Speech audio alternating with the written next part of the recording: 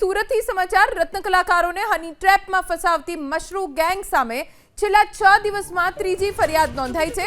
ખંડણી વસૂલતી ગેંગનો સાગરીત CCTV કેમેરામાં કેદ થયો। સુરતમાં એક બે નહીં 29 ગેંગ સક્રિય હોવાનો તપાસમાં ઘટસ્ફોટ થયો।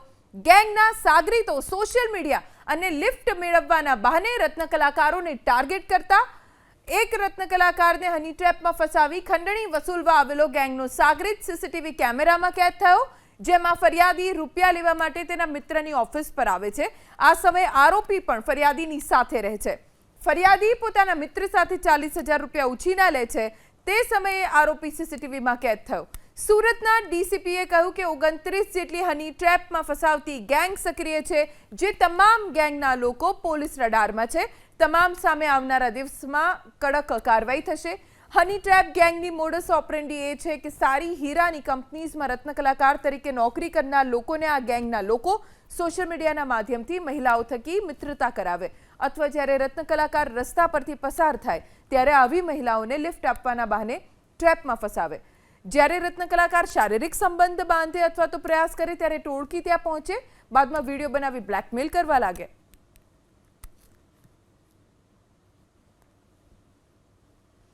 હની ટ્રેપ ગેંગે તાજેતરમાં જ 3 લોકોને હની ટ્રેપમાં ફસાવ્યા હતા। એક નજર કરીએ હની ટ્રેપ ગેંગે બનાવેલા શિકાર ઉપર।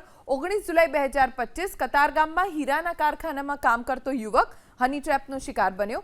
19 જુલાઈ 2025 યુવકને હની ટ્રેપમાં ફસાવી 20 લાખની ખંડણી માંગી હતી।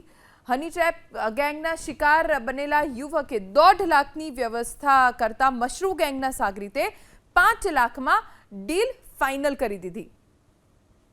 21 જુલાઈ 2025 કતારગામનો રત્ન કલાકાર હની ટ્રેપનો ભોગ બન્યો।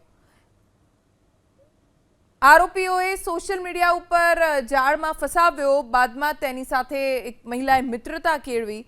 હની ટ્રેપમાં ફસાવવાનો પૂરેપૂરો કારસો રચવામાં આવ્યો હતો।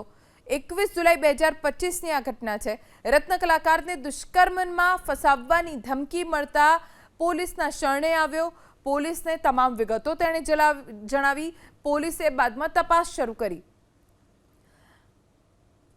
51 વર્ષીય રત્ન કલાકારને હની ટ્રેપનો શિકાર બનાવવામાં આવ્યો। ઘટના 22 જુલાઈ 2025ની છે। 51 વર્ષીય રત્ન કલાકાર કામરેજ નજીક મહિલા લિફ્ટ માંગીને તેમને ફસાવી દીધા। મહિલાએ લિફ્ટ માંગી અને મળવા માટે ફરવાનું કહીને આધેડ વ્યક્તિને ગળતેશ્વર લઈ ગઈ। બાદમાં તેમને ભોગ બનનાર પહોંચતા ગેંગના સાગરીતો પહોંચ્યા અને ધમકી આપી। ડ્રગ્સ દુષ્કર્મના કેસમાં ફસાવી દેવાની ધમકી આપીને 10 લાખની માંગ આ ગેંગ તરફથી કરવામાં આવી। આબરૂના ડરે ભોગ બનનારે 3.5 લાખ રૂપિયા તો ચૂકવી પણ દીધા કે ગમે તેમ તેમની આબરૂ ન જાય, એટલે 3.5 લાખ રૂપિયા આ ગેંગે તેમની પાસેથી સેરવી લીધા।